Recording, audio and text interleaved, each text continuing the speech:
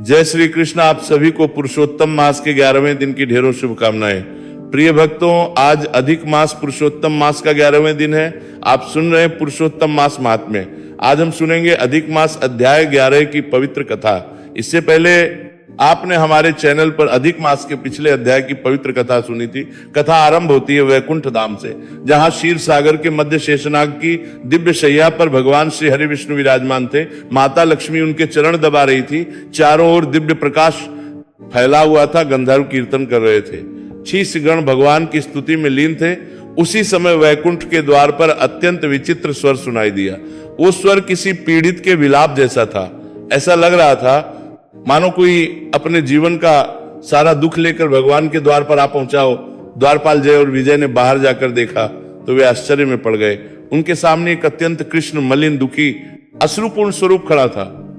उसके नेत्रों से निरंतर आंसू बह रहे थे। उसके शरीर पर धूल जमी थी। उसके मुख पर अपमान का गहरा घाव दिखाई दे रहा था। जय ने पूछा, हे महात्मन, आप कौन हैं और इस प्रकार रोते हुए वैकुंठ क्यों आए हैं? तब वो स्वरूप कांपती हुई वाणी में बोला, मैं कलयुग हूं। ये सुनते ही दोनों द्वारपाल आश्चर्यचकित रह गए। कलयुग जिसका नाम सुनते ही मनुष्य भयभीत हो जाते हैं, जो अधर्म, पाप, कलह और मोह का प्रतीक माना जाता है, वही कलयुग आज भगवान के द्वार पर रो रहा था। जय और विजय उसे लेकर भगवान विष्णु के समक्ष पहुंचे। भगवान ने अत्यंत करुणा से उसकी ओर देखा और बोले, हे कलयुग, तुम्हारी ये दशा कैसे हुई? तुम इस प्रकार व्याकुल क्यों हो? इतना सुनते ही कलयुग भगवान के चरणों में गिर पड़ा। उसकी आंखों से अश्रुओं की धारा बहने लगी। वो बोला, हे प्रभु, संसार मुझे दोष देता है। लोग कहते हैं कि मेरे कारण धर्म नष्ट हो गया, मेरे कारण मनुष्य पाप में डूब गए, मेरे कारण लोभ, क्रोध, हिंसा और छल बढ़ गए। हे नाथ, मैं स्वीकार करता हूं कि मेरे प्रभाव से मनुष्य की बुद्धि विचलित होती है, परंतु क्या ये सब केवल मेरा ही दोष है? मनुष्य स्वयं अपनी इच्छाओं के कारण अधर्म करता है और दोष मुझे देता है। भक्तों, आप समझ रहे हैं, कलयुग यहां अपने अस्तित्व की पीड़ा सुना रहा था। उसकी व्यथा केवल निंदा की नहीं थी, उसकी पीड़ा उस अकेलेपन की थी जहां पूरा संसार उसे घृणा की दृष्टि से देखता था। कलयुग पुनः बोला, हे विष्णु, मेरी सबसे बड़ी पीड़ा अभी शेष है। भगवान ने पूछा, वो कौन सी पीड़ा है? कलयुग बोला, प्रभु, मेरे समय में आने वाला 1 मास ऐसा है जिसे संसार ने सबसे अधिक तिरस्कृत कर दिया है। उसे मलमास कहते हैं। कोई उसे शुभ नहीं मानता, कोई उसमें मांगलिक कार्य नहीं करता, कोई उसे सम्मान नहीं देता। हे प्रभु, वो मास निरंतर रोता रहता है। उसका कोई स्वामी नहीं, कोई देवता उसे अपना नहीं मानता। उसकी दशा मुझसे भी अधिक दयनीय है। इतना कहते ही कलयुग की वाणी भर आ गई। वैकुंठ सभा में मौन छा गया। भगवान विष्णु गंभीर हो गए। तब उन्होंने पूछा, वो मांस कहां? कलयुग बोला, अना प्रभु, वो आपके द्वार तक आने का साहस नहीं कर पाया। वो स्वयं को अत्यंत अपवित्र और त्याज्य समझता है। भगवान विष्णु ने तुरंत आदेश दिया, उसे तुरंत यहां लाया जाए। भक्तों, जरा सोच के देखिए, जो भगवान गजेंद्र की पुकार सुनकर दौड़ पड़े, जो द्रौपदी की रक्षा के लिए प्रकट हो गए, जो सुदामा के तेंदुल देखकर भाव विभोर हो गए, वही भगवान आज एक तिरस्कृत मास की पीड़ा सुनकर द्रवित हो उठे। कुछ ही क्षण वहां एक अत्यंत दीन स्वरूप उपस्थित हुआ। उसका शरीर कांप रहा था, उसके नेत्र झुके हुए थे। वो किसी अपराधी की भांति खड़ा था। भगवान विष्णु ने अत्यंत मधुर स्वर में पूछा, तुम कौन हो? वो स्वरूप रो पड़ा। वो बोला, प्रभु, मैं वही अभागा मलमास हूं जिसे कोई शुभ नहीं मानता, जिसे लोग अपवित्र कहते हैं, जिसके आने पर लोग भयभीत हो जाते हैं। हे नाथ, कारण लोग अपने कार्य रोक देते हैं। मुझे देखकर लोग कहते हैं कि ये व्यर्थ मास है, मेरा कोई सम्मान नहीं, मेरा कोई अधिपति नहीं, मैं अनाथ हूं। प्रभु, इतना कहते ही वो फूट फूट कर रोने लगा। भक्तों, उस समय वैकुंठ का वातावरण भी करुणा से भर उठा। माता लक्ष्मी की आंखें नम हो गई, देवगण मौन हो गए, क्योंकि आज वे उस पीड़ा को देख रहे थे जो उपेक्षा से जन्म लेती है। भगवान ने उसे अपने समीप बुलाया। उन्होंने कहा, हे मास, तुम दुखी मत हो। जो संसार से तिरस्कृत होता है वो मेरे सबसे निकट होता है। जिसे कोई आश्रय नहीं देता, उसे मैं अपना आश्रय देता हूं। भक्तों, यही भगवान की करुणा है। दुनिया जिसको ठुकरा देती है, भगवान उसे अपने हृदय में स्थान देते हैं। मलमास रोते हुए बोला, प्रभु, यदि आप मुझ पर कृपा करना चाहते हैं तो मुझे भी कोई पहचान दीजिए, मुझे भी ऐसा दीजिए जिससे लोग मुझे घृणा की दृष्टि से ना देखें। तब भगवान विष्णु मुस्कुराए। उन्होंने कहा, आज से तुम केवल मलमास नहीं रहोगे, आज से मैं तुम्हें अपना नाम देता हूं, तुम पुरुषोत्तम मास कहलाओगे। ये सुनते ही समस्त वैकुंठ में दिव्य प्रकाश फैल गया। देवताओं ने पुष्प वर्षा आरंभ कर दी, गंधर्वों ने कीर्तन करना प्रारंभ कर दिया। माता लक्ष्मी प्रसन्न हो उठी और वो मलमास जो अभी तक रो रहा था भगवान के चरणों में गिर पड़ा। उसके आंसू अब दुख के नहीं थे, वे कृपा के उठे। भगवान विष्णु आगे बोले, हे पुरुषोत्तम मास, अब तुम समस्त महीनों में श्रेष्ठ माने जाओगे। जो मनुष्य तुम्हारे समय में स्नान करेगा उसे महान पुण्य प्राप्त होगा। जो दान करेगा उसके पाप नष्ट होंगे। जो तुलसी की सेवा करेगा उसके घर में लक्ष्मी का वास होगा। जो गीता का पाठ करेगा उसकी बुद्धि निर्मल होगी। जो हरिनाम संकीर्तन करेगा उसका हृदय भक्ति से भर जाएगा। जो दान करेगा उसके जीवन का अंधकार दूर होगा। जो गौ सेवा करेगा उसे देवताओं का आशीर्वाद प्राप्त होगा। जो ब्राह्मण सेवा करेगा उसके कुल का कल्याण होगा।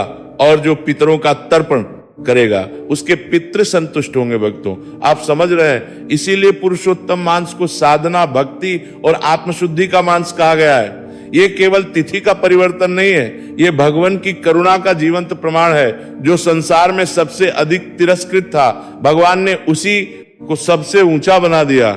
यानी कि भगवान बाहरी सम्मान नहीं देखते हुए हृदय की पीड़ा देखते हैं। उस समय कलयुग ने भगवान से पूछा, प्रभु क्या वास्तव में इस मास में किया गया साधारण पुण्य भी इतना महान फल देगा? भगवान बोले, हे कलयुग, इस मास में किया गया छोटा सा जब भी अनेक यज्ञों के समान फल देता है। इस मास किया गया छोटा सा दान भी अक्षय पुण्य प्रदान करता है। और अगर कोई मनुष्य सच्चे हृदय से केवल एक बार श्रीहरि का नाम ले ले तो उसका कल्याण होने लगता है। भक्तों, यही कारण है कि संत जन पुरुषोत्तम मास को भगवान का हृदय कहते हैं, क्योंकि इस मास में भगवान अत्यंत शीघ्र प्रसन्न होते हैं। इस मास में किया गया हरिनाम संकीर्तन मनुष्य के भीतर छिपे अंधकार को मिटाने लगता है। जो व्यक्ति समय गीता का पाठ करता है उसके जीवन में विवेक जागृत होने लगता है।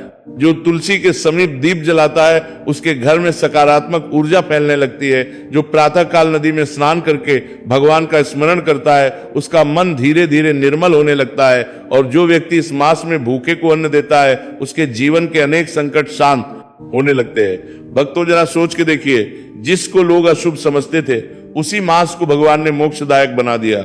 यही भगवान की लीला है। वे तुच्छ को महान बना देते हैं, वे रोते हुए को हंसा देते हैं, वे निराश को आशा दे देते हैं। और यही पुरुषोत्तम मांस का सबसे बड़ा रहस्य है। भगवान विष्णु के श्रीमुख से ये दिव्य वचन सुनकर समस्त वैकुंठ आनंद से भर उठा। जिस मलमास को युगों से तिरस्कार मिला था, जिसे कोई अपना नहीं कहता था, आज स्वयं भगवान ने उसे अपने नाम से विभूषित कर दिया था। अब वो केवल एक अतिरिक्त मांस नहीं रहा, अब वो पुरुषोत्तम मांस बन चुका था। जरा सोच के देखिए, जिसके पास कुछ नहीं था भगवान ने उसे अपना नाम दे दिया। और भक्तों, भगवान का नाम मिल जाना साधारण बात नहीं होती। जिसे भगवान अपना नाम दे दे उसका भाग्य ही बदल जाता है। वो मांस रोते रोते भगवान के चरणों से लिपट गया। उसकी वाणी कांप रही थी। वो बोला, हे प्रभु, आज तक संसार ने मुझे अपवित्र कहा, अशुभ कहा, व्यर्थ कहा, परंतु आपने मुझे अपने हृदय में स्थान दे दिया। मैं इस कृपा का प्रतिदान कैसे दूं? भगवान विष्णु ने अत्यंत करुणामयी दृष्टि से उसकी ओर देखा और बोले, हे पुरुषोत्तम मास, तुम अब केवल समय का एक भाग नहीं हो, तुम मेरे भक्तों के उद्धार का विशेष द्वार बनोगे। जो मनुष्य पूरे वर्ष भक्ति नहीं कर पाते, यदि वे तुम्हारे समय में सच्चे मन से मेरा स्मरण कर ले तो मैं उनके जीवन में भी कृपा का दीप जला दूंगा। भक्तों, आप समझ रहे हैं, यही कारण है कि संत जन कहते हैं पुरुषोत्तम मास भगवान की खुली हुई कृपा है। इस मास में भगवान दंड देने से अधिक क्षमा देने वाले बन जाते हैं। उस समय वैकुंठ सभा में उपस्थित देवर्षि नारद ने हाथ जोड़कर भगवान से पूछा, हे नारायण, यदि ये मांस इतना महान है तो इसके पालन की विधि क्या है? भगवान मुस्कुराए। उन्होंने कहा, हे नारद, इस मांस में मनुष्य को अपने भीतर झांकना चाहिए। केवल बाहरी व्रत ही पर्याप्त नहीं, मन का शुद्ध होना भी आवश्यक है। यदि कोई व्यक्ति केवल दिखावे के लिए व्रत करे और उसके भीतर अहंकार भरा हो तो उसे फल नहीं मिलता। परंतु यदि कोई निर्धन मनुष्य सच्चे मन से एक दीप भी जला दे तो मैं उसके प्रेम से प्रसन्न हो जाता हूं। भक्तों, यही सनातन धर्म की सबसे बड़ी विशेषता है। भगवान धन नहीं देखते, वे भाव देखते हैं, वे भक्ति देखते हैं। उस समय भगवान विष्णु ने पुरुषोत्तम मास के व्रत और साधना का विस्तृत महात्म्य बताना आरंभ किया। उन्होंने कहा, जो मनुष्य इस मास में प्रातः काल ब्रह्म मुहूर्त में उठकर स्नान करता है उसका शरीर ही, उसका अंतःकरण भी शुद्ध होने लगता है। विशेषकर यदि कोई तीर्थ नदी या पवित्र जल में स्नान करे तो उसके अनेक जन्मों के पाप क्षीण होने लगते हैं। भक्तों, स्कंद पुराण में कहा गया है कि पुरुषोत्तम मास में किया गया प्रातः स्नान मनुष्य के भीतर सोई हुई सात्विक शक्ति को जागृत करता है, क्योंकि ये मास केवल शरीर की तपस्या नहीं, आत्मा की जागृति का समय है। भगवान आगे बोले, हे नारद, इस मास में जो मनुष्य तुलसी की सेवा करता है उसे मेरे धाम की प्राप्ति सरल हो जाती है। जो प्रतिदिन तुलसी के समीप दीप प्रज्वलित करता है उसके घर से दरिद्रता धीरे धीरे दूर होने लगती है, और जो तुलसी को जल अर्पित करते हुए मेरा नाम जपता है उसका मन स्थिर होने लगता है। भक्तों, आप समझ रहे हैं, इसीलिए हमारे ऋषि मुनियों ने तुलसी को केवल पौधा नहीं माना, उसे भगवान की प्रिय स्वरूपा कहा पुरुषोत्तम ने। तुलसी सेवा का विशेष महत्व इसी कारण बताया गया है। उस समय कलयुग अत्यंत ध्यान से भगवान के वचन सुन रहा था। उसके मन में एक प्रश्न उठा। वो बोला, प्रभु, मेरे समय में मनुष्य का मन अत्यंत चंचल हो गया है, लोगों के पास समय नहीं, मन स्थिर नहीं, भक्ति में एकाग्रता नहीं। ऐसे में साधारण मनुष्य क्या करे? भगवान विष्णु ने अत्यंत मधुर स्वर में उत्तर दिया, हे कलयुग, तुम्हारे समय में कठिन तपस्या सबके लिए संभव नहीं होगी, इसलिए मैंने नाम स्मरण को सबसे श्रेष्ठ बना दिया है। जो व्यक्ति सच्चे मन से हरे कृष्ण, श्री हरि नारायण या गोविंद का नाम लेता है, मैं स्वयं उसके समीप उपस्थित हो जाता हूं। भक्तों, यही कारण है कि कलयुग में हरि नाम संकीर्तन को सबसे सरल और सर्वोच्च साधना कहा गया। सतयुग में ध्यान, त्रेता युग में यज्ञ, द्वापर में पूजा, परंतु कलयुग में हरि नाम यानी कि कलयुग के मनुष्य के लिए भक्ति का मार्ग सरल कर दिया। भगवान आगे बोले, जो मनुष्य पुरुषोत्तम मास में गीता का पाठ करता है उसके जीवन में विवेक का प्रकाश आने लगता है, क्योंकि गीता केवल ग्रंथ नहीं, मेरे हृदय का ज्ञान है। जो इसे श्रद्धा से पढ़ता है वो धीरे धीरे मोह से मुक्त होने लगता है। भक्तों, जरा सोचिए, आज संसार में अशांति क्यों बढ़ रही है? क्योंकि मनुष्य बाहर की वस्तुओं को तो पढ़ रहा है परंतु अपने भीतर नहीं पढ़ रहा। गीता मनुष्य को भीतर से बदलती है, वो केवल शब्द नहीं, जीवन का मार्ग है। इसीलिए पुरुषोत्तम मास में गीता पाठ को विशेष पुण्यदायक कहा गया। तब देवर्षि नारद ने पुनः प्रश्न किया, हे प्रभु, यदि कोई अत्यंत पापी हो जिसने जीवन में अनेक अधर्म किए हो, क्या उसे भी इस मास का फल मिल सकता है? भगवान विष्णु मुस्कुराए, उन्होंने कहा, हे नारद, यदि पापी के लिए मेरे द्वार बंद हो जाए तो फिर मेरी करुणा का अर्थ ही क्या है? पुरुषोत्तम मास रूप से उन लोगों के लिए है जो अपने जीवन से थक चुके हैं, जो भीतर से टूट चुके हैं, जो अपने पापों के कारण ग्लानि में डूबे हुए हैं। यदि वे भी सच्चे पश्चाताप के साथ मेरी शरण में आ जाए तो मैं उन्हें स्वीकार कर लेता हूं। भक्तों, आप समझ रहे हैं भगवान का हृदय कितना विशाल है। मनुष्य एक गलती पर संबंध तोड़ देता है, परंतु भगवान हजार भूलों के बाद भी अपने द्वार बंद नहीं करते। इसीलिए संत जन कहते हैं, भगवान न्याय से अधिक कृपा करने वाले हैं। उस समय मास भगवान के वचन सुनकर भाव विभोर हो उठा। उसने कहा, प्रभु, यदि आपकी आज्ञा हो तो मैं भी एक वर मांगना चाहता हूं। भगवान बोले, मांगो। पुरुषोत्तम मास बोला, हे नाथ, जो भी मनुष्य मेरे समय में सच्चे मन से भक्ति करे उसके जीवन में कभी आध्यात्मिक दरिद्रता ना आए, उसका मन धीरे धीरे आपकी ओर आकर्षित होने लगे। भगवान प्रसन्न हो गए। उन्होंने कहा, तथास्तु, जो भी पुरुषोत्तम मास में श्रद्धा से व्रत, जप, दान, दीपदान, गौ सेवा, ब्राह्मण सेवा और हरि नाम करेगा, उसके जीवन में भक्ति का बीज अवश्य अंकुरित होगा। भक्तों, यही कारण है कि यह मास केवल पुण्य कमाने का समय नहीं, अपने जीवन को बदलने का अवसर है। इस मास में मनुष्य यदि थोड़ा भी प्रयास करे तो भगवान उसकी ओर 100 कदम बढ़ाते हैं। तब भगवान विष्णु ने एक अत्यंत गहरा रहस्य बताया। ने कहा, हे देवगण, संसार में जो सबसे अधिक उपेक्षित होता है उसमें अहंकार सबसे कम होता है, और जहां अहंकार नहीं होता वहां मेरी कृपा शीघ्र उतरती है। भक्तों, जरा सोचिए, मलमास को संसार ने तुच्छ समझा, परंतु उसी तिरस्कार ने उसे भगवान के सबसे निकट पहुंचा दिया। यानी कि कभी कभी जीवन का अपमान भी मनुष्य को भगवान तक पहुंचा देता है। जो व्यक्ति अपने दुख में भी भगवान को नहीं छोड़ता, भगवान अंत उसका हाथ पकड़ लेते हैं। उस समय वैकुंठ में उपस्थित महर्षियों ने भगवान की स्तुति करनी आरंभ कर दी। हे पुरुषोत्तम प्रभु, आपकी करुणा अनंत है, आप पतितों के उद्धारक हैं, आप तीनों के आश्रय हैं, आप ही संसार के पालन करता है। पूरी वैकुंठ सभा नारायण नारायण के दिव्य स्वर से गूंज उठी, और उसी समय भगवान विष्णु ने कलयुग की ओर देखकर अत्यंत गंभीर स्वर में कहा, हे कलयुग, यद्यपि तुम्हारे समय में अधर्म बढ़ेगा, परंतु मैं अपने भक्तों को कभी अकेला नहीं छोड़ूंगा। पुरुषोत्तम मास उनके लिए विशेष आश्रय बनेगा। जो इस मास में सच्चे मन से मेरी शरण लेगा, मैं उसके जीवन में अदृश्य रूप से मार्ग बनाऊंगा। भक्तों आप समझ रहे हैं, यही कारण है कि अनेक संत महात्मा और भक्त पुरुषोत्तम मास की प्रतीक्षा करते हैं, क्योंकि ये मास केवल कैलेंडर का भाग नहीं है, भगवान की कृपा है। और अगर कोई मनुष्य इस समय अपने भीतर झांक ले, अपने दोषों को पहचान ले, सच्चे मन से भगवान से जुड़ जाए, तो उसका जीवन वास्तव में बदल सकता है। भक्तों, भगवान विष्णु के इन अमृतमय वचनों को सुनकर कलयुग का हृदय भी भीतर से कांप उठा। जिस कलयुग को संसार के एवं अधर्म का प्रतीक मानता था, आज वही कलयुग भगवान की करुणा का ऐसा स्वरूप देख रहा था, जिसे देखकर उसके नेत्रों से अश्रुधारा बहने लगी। उसने हाथ कहा, हे प्रभु, अब मैं समझ पाया कि आपकी शरण में आने वाला कभी निराश नहीं लौटता। जिस मलमास को संसार ने ठुकरा दिया, आपने उसी को अपने नाम से महान बना दिया। वास्तव में दीन बंधु है, पतित पावन है। भगवान विष्णु मंद मंद मुस्कुराने लगे। उन्होंने कहा, हे कलयुग, यही मेरा स्वभाव है। जो अभिमान से भरा होता है वो मुझसे दूर हो जाता है, परंतु जो टूट है, जो रोता हुआ मेरे पास आता है, मैं उसे अपने हृदय में स्थान देता हूं। भक्तों, जरा सोचिए, मनुष्य संसार में सम्मान पाने के लिए कितना संघर्ष करता है, परंतु भगवान के निकट वही पहुंचता है जिसके भीतर नम्रता होती है। अहंकार मनुष्य को संसार के निकट ले जाता है और विनम्रता भगवान के निकट। तब देवर्षि नारद ने भगवान से पूछा, हे प्रभु, आपने पुरुषोत्तम मास को इतना महान बना दिया, परंतु पृथ्वी पर मनुष्य इस मास में कौन कौन से कार्य करके आपका विशेष आशीर्वाद प्राप्त कर सकता है? भगवान बोले, हे नारद, जो मनुष्य पुरुषोत्तम मास में अपने आहार, व्यवहार और विचार को शुद्ध करता है, वो मेरे अत्यंत निकट हो जाता है। इस मास में क्रोध कम करना चाहिए, कटु वचन नहीं बोलने चाहिए, झूठ, छल और निंदा से दूर रहना चाहिए, क्योंकि केवल बाहरी व्रत से नहीं, मन की पवित्रता से भी पुण्य प्राप्त होता है।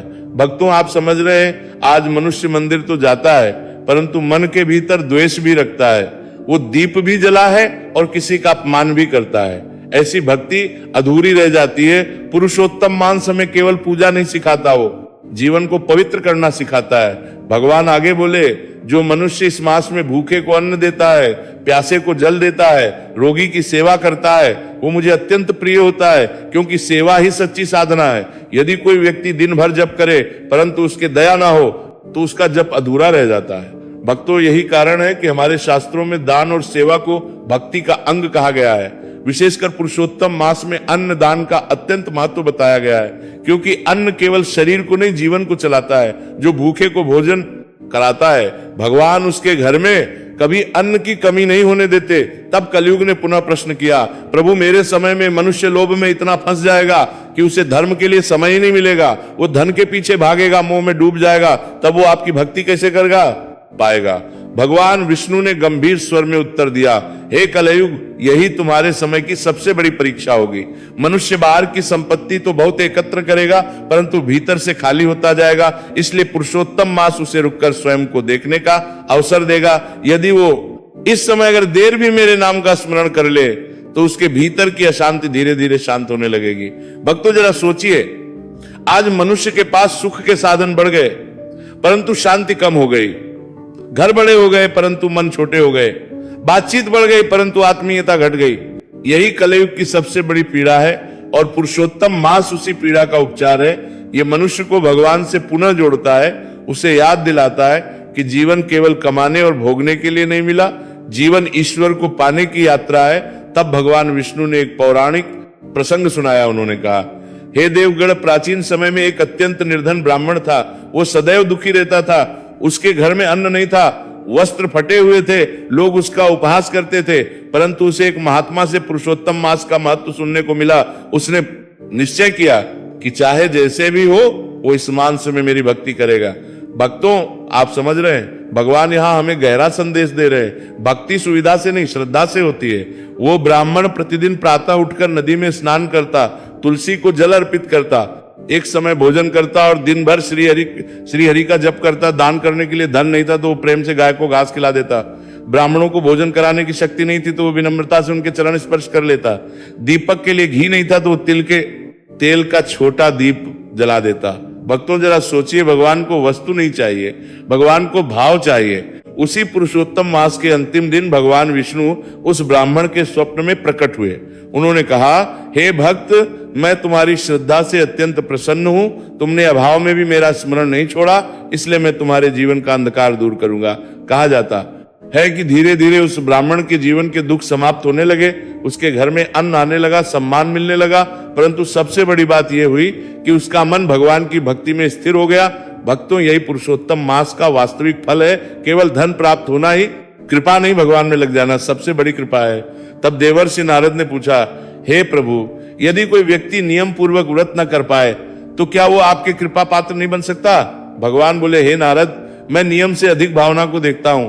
यदि कोई रोगी है, व्रत है या परिस्थितियों के कारण कठोर व्रत नहीं कर सकता, तो वो केवल सच्चे मन से मेरा नाम ले ले, गीता का एक श्लोक पढ़ ले, तुलसी को प्रणाम कर ले, एक दीप जला दे, किसी भूखे को पिला दे, उसे भी महान पुण्य प्राप्त होगा। भक्तों, आप समझ रहे हैं, सनातन धर्म कठोरता नहीं सिखाता, वो करुणा सिखाता है। भगवान असंभव नियम नहीं देते हुए प्रेम मांगते। तभी तो श्री कृष्ण ने गीता में कहा, अर्थात प्रेम से अर्पित किया गया छोटा सा पुष्प भी भगवान स्वीकार कर लेते हैं। उस समय पुरुषोत्तम मास अत्यंत विनम्र होकर बोला, प्रभु अब मेरी एक और है। भगवान ने कहा, कहो। पुरुषोत्तम मास बोला, हे नाथ, जैसे आपने मेरा तिरस्कार दूर किया, वैसे ही जो मनुष्य संसार में उपेक्षित है, दुखी है, टूट चुके हैं, यदि वे इस मास में आपकी शरण ले तो उन्हें भी आश्रय दीजिए। भगवान विष्णु की आंखें करुणा से भर उठी। उन्होंने कहा, तथास्तु, जो भी दुखी मनुष्य पुरुषोत्तम मास में सच्चे हृदय से मेरी शरण आएगा, मैं उसे कभी अकेला नहीं छोड़ूंगा। उसके जीवन में चाहे कितनी भी अंधकारमय रात हो, मैं उसके लिए आशा का दीप अवश्य जलाऊंगा। भक्तों, जरा सोचिए, ये केवल एक वरदान नहीं, ये स्वयं भगवान का वचन है। इसीलिए संत जन कहते हैं, पुरुषोत्तम मांस निराश लोगों का सहारा है। ये मांस टूटे हुए मन को भगवान से जोड़ देता है। जो व्यक्ति भीतर से हार चुका हो, यदि वो भी इस समय श्रद्धा से भगवान को पुकार ले तो उसके जीवन में परिवर्तन आरंभ हो सकता है। उस समय वैकुंठ का वातावरण पुनः हरि नाम से गूंज उठा। गोविंद, दामोदर, नारायण देवता स्तुति कर रहे थे, जस्यगण ध्यान में लीन थे। माता लक्ष्मी भगवान की ओर प्रेम से देख रही थी, और पुरुषोत्तम मास जो कभी रोता हुआ वैकुंठ आया था, अब भगवान की कृपा से दिव्य तेज से प्रकाशित हो रहा था। भक्तों, वैकुंठ में वो अद्भुत दृश्य देखकर समस्त देवगण भाव विभोर हो उठे। जिस पुरुषोत्तम मास को कभी संसार में तुच्छ समझा था, आज वही भगवान विष्णु की कृपा से दिव्य तेज से प्रकाशित हो रहा था। उसके मुख पर अब दुख नहीं था, अब वहां शांति थी, भक्ति थी और भगवान के प्रति अनंत कृतज्ञता थी। तब भगवान विष्णु ने समस्त देवताओं, ऋषियों और कलयुग की ओर देखकर अत्यंत गंभीर वाणी में कहा, हे देवगणों, स्मरण रखो, संसार प्रायः बाहरी रूप देखकर निर्णय करता है, परंतु मैं हृदय देखकर निर्णय करता हूं। जिसे संसार अयोग्य समझे, वो भी मेरी कृपा का अधिकारी हो सकता है, और जो अहंकार में डूब जाए, वो सब कुछ पाकर भी मुझसे दूर हो जाता है। भक्तों, समझ रहे हैं, यही इस कथा का सबसे बड़ा रहस्य है। पुरुषोत्तम मास हमें सिखाता है कि भगवान के द्वार पर किसी का तिरस्कार नहीं होता। मनुष्य चाहे कितना भी टूटा हुआ हो, कितना भी पापों से घिरा हुआ हो, यदि वो सच्चे मन से भगवान की ओर एक कदम बढ़ाए तो भगवान उसकी ओर 100 कदम बढ़ाते हैं। तभी तो संत जन कहते हैं, भगवान को पाने के लिए बड़ा ज्ञानी होना आवश्यक नहीं, बड़ा भक्त होना आवश्यक है। उस समय देवर्षि नारद ने वीणा उठाई और मधुर स्वर में भगवान कीर्तन करने लगे। नारायण नारायण उनके साथ समस्त वैकुंठ हरिनाम संकीर्तन में डूब गया। भक्तों, हरिनाम की यही महिमा है। जहां भगवान का नाम गूंजता है, वहां धीरे धीरे मन का अंधकार समाप्त होने लगता है। इसीलिए पुरुषोत्तम मास में हरिनाम संकीर्तन को विशेष महत्व दिया गया है। जो व्यक्ति इस समय भगवान का नाम जपता है, उसके भीतर छिपी हुई निराशा टूटने लगती है, उसके में आशा जागने लगती है, उसके जीवन में भक्ति का प्रकाश फैलने लगता है। तब भगवान विष्णु ने अंतिम उपदेश देते हुए कहा, हे कलयुग, तुम्हारे समय में मनुष्य बाहरी आकर्षण में उलझ जाएगा, धन को ही सुख समझेगा, क्रोध को शक्ति समझेगा और मोह को प्रेम समझ बैठेगा। परंतु जो मनुष्य पुरुषोत्तम मास में थोड़ी देर भी आत्मचिंतन करेगा, वे सत्य के आने लगेगा। भक्तों, जरा सोचिए कीजिए, मनुष्य पूरे संसार को जानना चाहता है, परंतु स्वयं को नहीं देखता। वह दूसरों की भूल देखता है, परंतु अपनी भूल नहीं देखता। पुरुषोत्तम मास मनुष्य को भीतर झांकना सिखाता है। यह मास कहता है, थोड़ी देर संसार से हटो और भगवान से देखता, थोड़ी देर लोभ से हटो और भक्ति में बैठो, थोड़ी देर शिकायत छोड़ो और प्रभु का धन्यवाद करो। क्योंकि जिसने भगवान का धन्यवाद करना सीख लिया, उसके जीवन में शांति उतरने लगती है। भक्तों, इस पवित्र मास में यदि संभव हो तो प्रतिदिन प्रातः स्नान करके भगवान विष्णु का स्मरण करें, तुलसी के समीप दीप जलाएं, गीता का पाठ करें, हरि नाम जपे, गौ सेवा करें। ब्राह्मणों और जरूरतमंदों की सहायता करें। पितरों का और सबसे महत्वपूर्ण अपने व्यवहार को मधुर बनाएं, क्योंकि केवल मंदिर जाना ही धर्म नहीं, किसी के हृदय को ना दुखाना भी धर्म है। केवल दीप जलाना ही पुण्य नहीं, किसी के जीवन में आशा का दीप जलाना भी पुण्य है। केवल व्रत रखना ही साधना नहीं, अपने भीतर के क्रोध और अहंकार को कम करना भी साधना है। भक्तों, यही पुरुषोत्तम मास का वास्तविक महात्म्य है।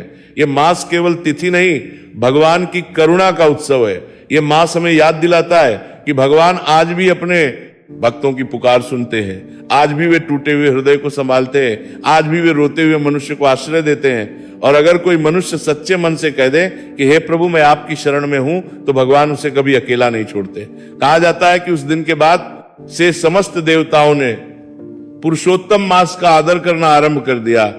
दस इस मास में विशेष तपस्या करने लगे, संतजन हरिनाम संकीर्तन करने लगे और पृथ्वी पर भी धीरे धीरे लोगों को इस मास का वास्तविक महत्व समझ आने लगा। तभी से ये मास मोक्षदायक, पुण्यदायक और कल्याणकारी माना गया। भक्तों, इस कथा से हमें 3 महान शिक्षाएं मिलती है। पहली शिक्षा, कभी किसी का तिरस्कार मत कीजिए, क्योंकि जिसे संसार छोटा समझता है भगवान महान बना सकते हैं। दूसरी शिक्षा, भगवान के लिए बाहरी वैभव नहीं, भीतर का प्रेम महत्वपूर्ण है। और तीसरी सबसे बड़ी शिक्षा, मनुष्य चाहे कितना भी गिर गया हो, भगवान की शरण उसके लिए सदैव खुली रहती है। यही पुरुषोत्तम मास का रहस्य है, यही भगवान विष्णु की अनंत करुणा है और यही सनातन धर्म का अमृत संदेश है। भक्तों, श्रद्धा और प्रेम बोलिए पुरुषोत्तम भगवान की जय, श्री हरि विष्णु भगवान की जय, राधे कृष्ण, नारायण नारायण, श्रद्धा से जय, श्री हरि अवश्य लिखें। कथा को अधिक से अधिक लोगों तक पहुंचाएं, वीडियो को लाइक करें तथा चैनल को सब्सक्राइब करें। कथा के संबद्धा